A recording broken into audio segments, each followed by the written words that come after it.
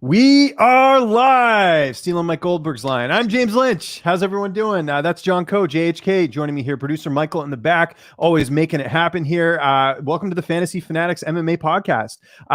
If you haven't watched the show before, basically we preview an upcoming notable fight. And on today's episode, we're going to be looking at the rematch that they just announced last week. Israel Adesanya taking on Marvin Vettori. That's going to be coming up in June. So we're going to go through the entire fight, give our picks, give our analysis, dig into this thing really deep. But before we get into that, always got to remind our audience, make sure you hit that like button, hit the subscribe button, and more importantly, download the Fantasy Fanatics MMA app. It's awesome. I went 12-1 on my picks last week. I got to brag for a little bit here because that doesn't happen. Probably won't happen for a while. So if you want to go on there and talk about how much more of an expert you are than I am, then download the app and you can join our group here and also make your picks. And again, the app is amazing. We're going to be referencing it here throughout the show. So go download that app. It doesn't matter if you're iPhone or Android. They got it on every platform. So it's all good. But before we get into it, John, how are you? How's everything going? Good, man. Everything's good. The weather's good. Life is good. Nothing to complain about. Yes, and killing it with the interviews as usual. If you missed our live stream on Saturday night, we did the UFC 261 hangout stream. What a card to do that for with all the reactions and everything. We'll talk about that a little bit later. But again, want to remind everyone, if you have any questions for the show, whether it's on this fight or on some other stuff, we'll talk about it right after the breakdown. So let's dig into it, John. This is a rematch. We talked about this. They fought way back in, I'm just bringing it up here, April of 2018. So not that long ago, but also kind of long ago if you think about it. And it was Israel Adesanya getting a split decision over Marvin Vettori. But before we dig into that fight and before we dig into everything, let's talk about the optics of this fight, right?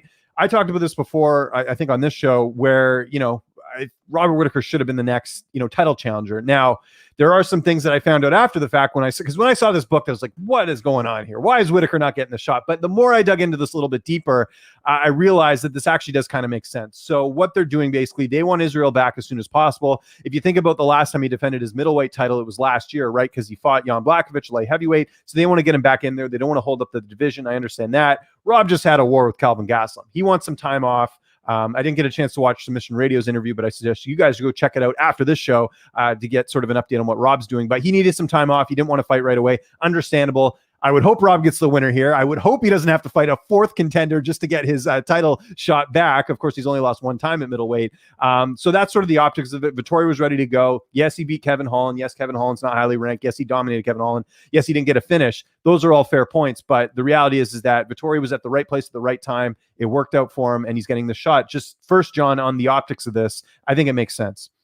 It does make complete sense because, like you just said, Robert Whittaker wants some time off. They want Israel to come back as soon as possible. And one thing about Israel is he's very active, man. Since he debuted, in 2018, right? Is it 2018, 2017?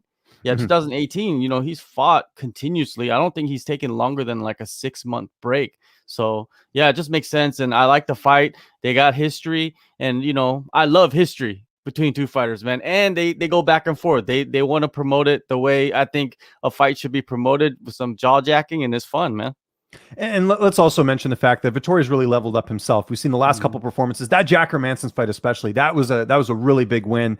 With Hermansson and the momentum he had from submitting Calvin Gastelum before that to lose a fight like that, Vettori really sort of gained some notoriety for being a contender after that. And we know Vettori can talk on the mic. He's getting really good at interviews. He's a passionate guy. He's Italian. So the buildup to this will be really good, especially with the fact that there is history. Now, that's something we'll dig into first before we get into the tail of the tape here. But I mentioned it, Israel Adesanya beating Vettori. Now, John, you watched this fight more recently than I did. I remember at the time I watched this, and I didn't have any connection to either guy. In fact, I think I'd interviewed Vettori a few more times than Adesanya at that point. So I remember watching that and being like, yeah, Adesanya won that, right? Like, no debate, shouldn't have been a split decision. What did you see when you went back and watched it? I was curious. Exactly the same thing. There should have been any debate. It shouldn't even been a split decision. Okay, I thought you were going to go the other way when you told me this. That's interesting. No, because I thought, with my recollection, I thought it was like, yeah, it was a split decision. It was a close fight, what is it? Vettori took him down a couple times, but when you really go back and dissect that fight, the first 2 rounds, he couldn't take him down. He tried to take him down, but he couldn't take him down. Israel did a great job defending takedowns. And on the feet, he was doing phenomenal. He was beating up the front leg. He was hitting elbows. He was hitting the more significant shots during the first 2 rounds. And then when you get into the 3rd round, that's when Vettori actually got Israel to the ground. But he didn't do any damage. And Israel got up every single time. And by the time, he got back to the feet, Israel went back to what he was doing. He was beating up the leg. He was, hitting jabs, uppercuts. and he won the fight. I thought it was a unanimous decision. You know what I mean? I thought it was like 3 rounds to none. Third round, maybe you could give it to Vettori, but how much do you count a takedown if you don't do any damage with it, James? Yeah, no, I completely agree. And then, a couple of things about that fight as well. That was Israel's second UFC fight. He fought 2 months earlier in his debut. People forget that. He fought Rob Wilkinson in his debut, UFC 221, February 2018. And then 2 months later, just a little over 2 months, because it was February 10th, he made his UFC debut. 2 months later, he fought Vettori on April 14th and got a split decision, but should have been unanimous. And then it's funny, I'll kind of just mention this as well, and then we'll dig into Israel in a second here. But after that fight, I remember I got to see Adesanya fight live. It was the fight after that. The Vettori fight was when he fought Brad Tavares. And I remember I picked Brad Tavares in that fight. And my reasoning was that I thought this was too much of a step up, right? Going from Vettori to Brad Tavares, a vet, who had I might have picked Izzy, but either way, I thought that Tavares was going to be, show a little bit there in the fight because he had way more experience, right? And the thing is, Tavares good on the ground. We hadn't seen Israel really tested there, right? Vittori's mainly standing with him, so I thought whatever. But after watching that fight and the beating that Adesanya put on him, I was like, okay, I'm sold. I'm never counting this guy out again. And it was just a great fight. And you just sort of, and if you remember, that was the tough finale. He was the main event. It was the night before, and this is back when International Fight Week used to do a couple events during the week. So he was the Friday night from the Saturday card. I can't remember what the main event of that was. I want to say, I don't know if that was UFC 200. Can't remember, but either way, it was a nice, like, sort of a welcoming party for Israel Adesanya, with it being a main event and him beating a vet in Brad Tavares. So that's sort of what Adesanya did early on to sort of prove. And even then, it's funny because, like, as he went on, people are still doubting him. But I thought that fight for me was the Brad Tavares fight was the one where I was sold on Adesanya. So let's dig into it here, okay? So Israel Adesanya, the middleweight champion. Yes, he lost his last fight, but that was at light heavyweight, so he's still the champ. 31 years old. He's 6'4" with an 80-inch reach. And right now, producer Michael is letting me know that Israel Adesanya right now minus 270. The comeback on Marvin Vettori plus 250. I think the odds are right where they need to be. Adesanya did defend his title successfully back in September, getting that TKO win over Paulo Costa. Again, another fight where I saw a lot of people saying, "Is he scared? He wouldn't engage with Romero," and then he went out there and he silenced everyone. Like, this is why you have to look at the overall resume when it comes to fans, because people talk about how boring that fight with Romero was. Meanwhile, 2 fights before that, he had a fight of the year candidate with Calvin Gastelum. So you got to look at the overall resume. And I thought this Costa win was great because, again, everyone was buying into Costa, saying this is going to be the guy to knock out Adesanya. It didn't happen. Why? Because Adesanya is a great striker himself, and he totally outmatched Costa in that fight. Second round finish, super impressive. So as far as middleweight, and even him losing to Jan, whatever, I don't think that hurts the stock. As far as middleweight goes, Adesanya has been pretty dominant. Your assessment of Israel Adesanya, John? Complete domination in the middleweight division. You know what I mean? You cannot argue with that. Look at the resume. You know what I mean? He goes out there and beats every single top guy. And, when you doubt him, that's when he comes through with the big performances, right? Especially that Paulo Costa performance. You could blame it on the wine or the sleep or whatever you want to blame it on, but he went out there and destroyed him after Costa was, talking about he's going to go in there and annihilate him. And, a lot of people was drinking the juice. I was kind of drinking the juice a little bit too. Like, Costa, he was unstoppable for a while. He went in there with Yoel and went toe to toe and knocked him down and everything, right? And they were in a war, and he lasted through the war. So I was thinking, like, yes, hopefully he could lure him into a brawl, but it never happened. Adesanya was perfect in that fight. And now, he's going to get into this defense. I feel like riding off that title defense. I don't think he even thinks about the Blachowicz fight. No. And that fight too, I mean, look, all the credit to Jan Blachowicz, great game plan, was able to, take Izzy down, hold him there. I think the size did play a factor in it. And plus, we don't really see Izzy on the ground because he doesn't let you get there. Brad Tavares had trouble with that. A lot of fighters have had trouble with that. Let's quickly do a scan of Adesanya's resume in the UFC anyways. We can forget about, the fact that he was knocked out in kickboxing. I know a lot of people bring that up. Adesanya's going to get knocked out. He's shown a pretty durable chin. If you look at the guys that he's fought, guys like Gastelum, guys like Brunson, guys like Anderson Silva. Yes, he's older, but still has knockout power. Yoel Romero definitely has knockout power. So this is a guy that I think has proven that he's got a good chin. Also has a lot of kickboxing experience as well. So that's something that I think benefits him in the octagon, in the sense that his striking is very technical. He's very good there. Really good wins though. Derek Brunson, first round finish. I know Brunson, had a bit of a rough patch. He's turned things around. Looking back now, still a good win. Anderson Silva. I tend to think the reason that fight went the distance was there was a lot of respect there. I feel like, if that was another aging vet that wasn't named Anderson Silva, I think Adesanya might have gone out there and finished it. And the Gastelum fight, look, look, it wasn't a flawless performance. Gastelum did drop him in the 4th round. We should point that out. But the fact that Adesanya persevered and came back and won the fight, I thought was great. I mean, it's funny because that fight with Gastelum is probably the closest we've seen to Adesanya looking human. Even with him losing to Jan Blachowicz, I've never seen Adesanya take so much damage in a UFC fight. And in that Gastelum fight, you saw his face was all puffy. It was an absolute war. But I like that fight for Adesanya because it shows that if he ever does get into deep waters, he can dig deep and get the win. And I know that's why he won the interim middleweight title at that time, was the fact that he was able to overcome adversity as well. The Whittaker win, that win looks amazing. I don't care what people say. People saying Rob's past his prime. Rob's not past his prime. He went out there and just beat Kelvin Gastelum.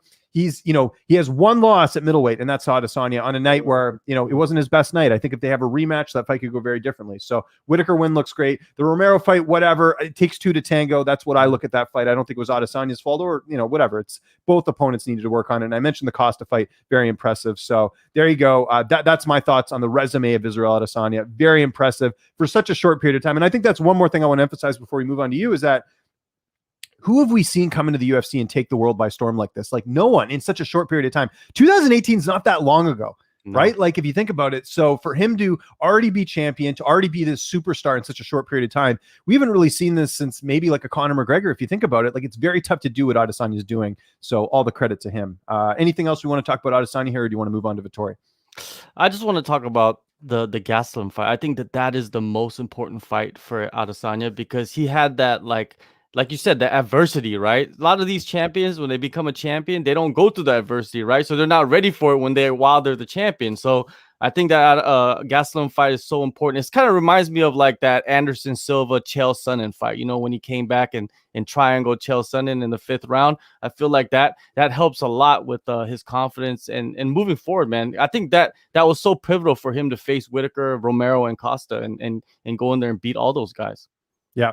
And just a great resume. And we are getting to the point now where, I mean, this guy's beating everyone, right? And there are still some contenders. We got to point out, obviously, we want to see the Whittaker rematch. I'd love to see him and Darren Till Sunday, and I'd love to see Jared Cannonier in the mix as well. But outside of that, Adesanya's look pretty much flawless. So let's get into Marvin Vettori here. So Vettori, a little bit younger here, comes to us from King's MMA, 27 years old, 6 feet tall with the 74-inch reach. So if you look at the height and reach, Adesanya just a little bit older at 31. He's going to have a height advantage. He's 6'4" compared to Vettori, who's 6 feet tall. 74-inch reach for Vettori, 80-inch reach for Adesanya. That will play a factor in this fight, I think, and we'll talk more about that a little bit later. So, of course, Vettori coming off that win over Kevin Holland, which, had it been Darren Till, I think people would be a little bit better about Vettori getting the shot. Again, we talked about the optics of this, but let's say Whittaker was ready to go and he was passed up. It might be a tough sell to say Vettori deserves this coming off a win over Kevin Holland. Now, it's not his fault Darren Till got injured, right? But at the same time, Kevin Holland, we saw him get dominated by Brunson, and then he gets this fight with Vettori. Didn't really tell us too much about Vettori other than the fact that it went the distance. So, if you're looking good against the opposition you're facing, then all the credit to you. But the Darren Till fight, had he beat Till, I think that would have meant a little bit more him getting the title shot. But let's go all the way back to his debut. Believe it or not, I think people forget Vettori made his debut way back in 2016, getting a first-round submission win over Alberto Uda, who was 10-1 at the time. So that was a good win. People also forget that he lost to Antonio Carlos Jr. in the fight after that. So it hasn't been smooth sailing the whole time for Vettori. I need to go back and watch that fight because to be honest, I don't even remember it. So I don't know if it was close. Maybe it was a bad decision. I'm not sure. But either way, that was a loss there. Beat Vitor Miranda, who's been out of the UFC for a while. Went to a draw with Omari Akhmedov. Omari is a pretty decent middleweight. Don't take too much away from that. Lost Adesanya. We talked about that. We both thought he clearly lost. And then had a couple nice wins here over Ferreira, Andrew Sanchez. The Sanchez fight, I give him a bit of a pass because that was supposed to take place in UFC Vancouver. If you remember, I think Sanchez got staph infection. And then, because I saw Vettori, it was funny. I'll tell you the story real quick. Obviously, I live in Vancouver. I covered that card. I saw Vettori in the hallway and at the hotel, the Fighter Hotel. And I go, "Hey, Marvin, how's it going?" He's like, "Not good." And I was like, "Oh, what's wrong?" He's like, "Fucking pulled out, blah, blah, blah," or whatever. Sorry, I shouldn't swear in here, but you get what I'm saying. He was really upset and he was just so mad. And then, of course, we saw that later when his fight with Carl Roberson got taken off and they had that whole altercation in the hotel. So very passionate guy. And that's something that's kind of interesting with Vettori as well is, there will be some trash talk leading up to this fight. Will that affect Vettori in the fight? Because he's an emotional guy. It hasn't affected him so far, but those are some things to sort of keep note of. Of course, he went out there and submitted Carl Roberson in the first round. But, I don't put too much stock into that win only because of the fact we know that's the way you beat Carl Roberson. Brendan Allen did that last weekend, right? Glover Teixeira did that. Carl Roberson has a weakness on the ground. Vettori exploited it. Good win in terms of the outcome, but can't take too much away from that. To me, the fight you got to look at, we talked about the fight with Gastelum for Adesanya coming back and winning. To me, the fight for Vettori that you got to look at is the Jack Hermansson fight. Now, the optics of that, we should point out, Hermansson went through a couple different opponents, right? It ended up being Vettori. So, there were some weird things that happened in that fight, but nonetheless, Jack Hermansson, a very solid fighter. For Vettori to go out there and dominate him throughout the fight, what I ended up finding out later from speaking to Hermansson is he actually broke his orbital bone early in the fight. So he's basically fighting with one eye, and Vettori went out there and capitalized. So good win there for Vettori. The Hermansson win, I think, is the most important win he's had in the UFC so far. And then also just the activity, the fact that Vettori fought Holland back in April as well. So Vettori's solid. He's an all-around good fighter, comes from a great camp, King's MMA. They've got Beneil Dariush, they've got Calvin Gastelum. It's a good stable of fighters over there. So he's getting top-notch coaching here. So, in terms of this matchup, it does pose an interesting thing here to Adesanya. But here's the thing I think with Vettori, and I don't mean this as in a bad way, but he's not amazing at anything. He's just a well-rounded, good, solid fighter. He's good everywhere. He's got good ground game, he's got good stand-up, but he doesn't do anything extraordinary. But that's okay. I mean, that's what's got him the wins he's got. So that's my assessment of Vettori. What are your thoughts on him? Yeah, I agree with a lot of what you just said. And also he doesn't have that knockout power, right? We've never seen him go in there and knock any. I don't think he has a knockout. He has one knockout but it was with a knee in his whole career. The rest of his finishes are all submissions, right? But the thing is, what I like about him is he's emotional and he's passionate. And I think that takes you a long way, especially with the skill set that he has. So I think it's going to come down for him is to have a good game plan and execute that game plan against one of the best guys in the world and maybe ever in the sport. We don't know yet. And one thing that's good about Vettori is that his coach, this is his third time preparing for Adesanya. So that, remember when Alpha Male just couldn't beat Dominic Cruz? And, when the Cody Garbrandt went in there and they studied him so much, and what did they do? They ended up being able to put together a game plan to beat Dominic Cruz, right? So I don't know, maybe there's something to that, but Vettori, I'm not, counting him out, but man, this guy, that Jack Hermansson fight really opened my eyes. That's what I look at as, and I think the Holland fight, because it was a late replacement, I believe that Vettori, they told Vettori, if you win this fight, you're going to get a title shot. Yeah. So just win the fight. So I feel like that performance, you can't really read too deep into. Of course, yeah. Switch of an opponent, it's tough to sort of gauge. Great point though about the coaching. I didn't even think of that, about the fact that Gastelum's there too, and so they've prepared for him already. That is interesting. Maybe this is going to be the one where they crack the code. And the other thing we got to mention too, Adesanya's coming off a loss in MMA. That's a new thing for him, right? How's he going to handle that? Some fighters, you look at a Dominic Reyes who's fighting this weekend. It didn't work out for him against Jan Blachowicz. Granted, it's Jan Blachowicz, but you get what I'm saying. Some fighters respond differently to wins and losses. So I know it was in a different division, but that does have to be weighing in the back of his mind that Adesanya could have gone to superstardom with that win over Jan Blachowicz, but he didn't. Now he's back to being the champ. How's that going to play on him mentally? We'll have to sort of see with that as well. So there we go. All right, let's get to our picks here. I feel pretty confident saying this. We talked about the odds. We'll mention it one more time here. Again, download the Fantasy Fanatics MMA app. It's great. Again, you can talk a bunch of smack with John and I because we make our picks on there all the time. So Israel Adesanya right now, -270, Vettori +250. So in case people don't know how odds work, you have to bet $270 on Israel Adesanya to win $100. That's how it works. Conversely, if you bet $100 on Marvin Vettori, you make $250. That's how the odds work. So keep that in mind when you're doing the bets. But who am I picking? I got to pick Adesanya here. And in fact, I think -270 is generous. As good as Vettori's been, and that Hermansson fight is fresh in my mind in terms of the performance he put on and how great he looked, I just think Adesanya's better. I talked about how Vettori is well-rounded and good, but Adesanya does stuff that goes that extra mile. Finishing Paulo Costa, finishing Derek Brunson, overcoming adversity with Gastelum and coming back. We've never seen Vettori have adversity, really. If you think about it, I mean, the fights he's lost, again, I got to go back and watch that Carlos Jr. fight, but the Adesanya fight, it's not like he didn't have to overcome anything. It was just that, he fought a better striker. And the fact that Adesanya knows in the back of his head he's already got the win over him. Mentally, that's got to play on Vettori as well. Because here's what happens. Vettori loses this. He's at the back of the line. Adesanya, I don't think he's going to lose, but either way, he's big enough where, it would be much easier for him to get back in that spot than, say, Vettori. So I'm going Adesanya here. I think the big question is, are we going to see a finish in this one? Are we going to see a decision? it's tough because we've never seen Vettori really rocked or anything. And I tend to think his chin's going to hold up a little bit in this one.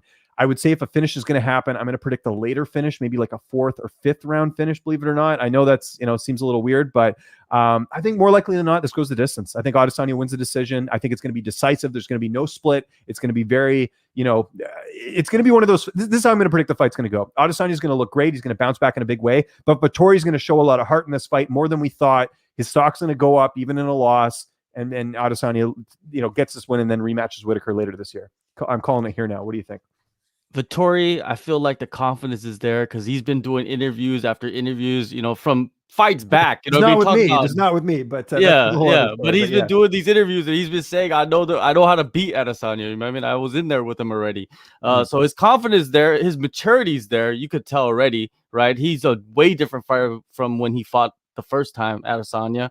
But the question is, can he handle the spotlight of the title fight, the main event? Pay-per-view, that's always something that I look at in fighters, man. But and also the other thing we mentioned earlier is the game plan.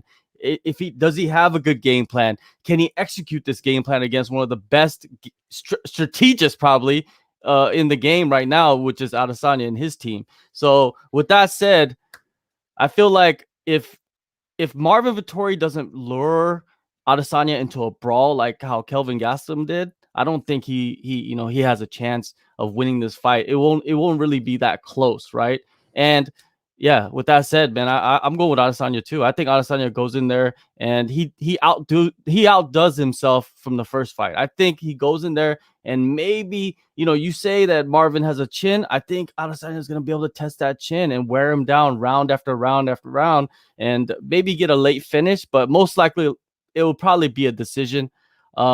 Yeah, I'm gonna ride with Adesanya in this fight, man. I think Adesanya is just at another level compared to all the other middleweights. I think the only closest middleweight is Robert Whitaker. I think he's the one that has the chance. Like he might be able to crack the code.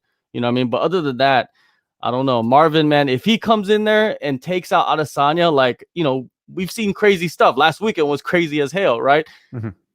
If he does that, man, that I don't know. I don't know anything about MMA. Yeah, exactly. We don't know anything. We might as well just throw out all our knowledge at one point. No, I agree there. And by the way, I think if Whitaker and Adesanya were to fight now, if I was to set that line, I'd probably set Adesanya at like a -150, maybe a -200, but I'd give Adesanya a slight edge. But Whitaker's done so much over the last bit that's shown that he is still competing at a high level and he's not this washed up fighter. So funny. And I know I'm talking to like a small selection of fans. It still annoys me when I see people be like, Whitaker's done. He got knocked out. Like, no, he's good. He's good. So yeah. The line's right where it needs to be. I think -270 is good. I'll look at who else is on the card, might parlay that. I think you get some value there. But I like Adesanya all day in that fight. But the thing is, like, I would like to add something about Vettori is that I don't think Vettori is his best version right now yet. I don't think this is the time to fight for the title for him, to be honest with you. I think if he would have fought Till next and gained some more experience with different styles, so I think Till is like the perfect fighter to fight before you fight Adesanya, right? To kind of prepare yourself for that kind of like that striking style. But he doesn't, Matt. It might be just too fast for him. You know what I mean? It might be just too fast, but I feel like he's getting better. And this might not be the first or only time he fights for the title. I think he could possibly fight for the title in the future too.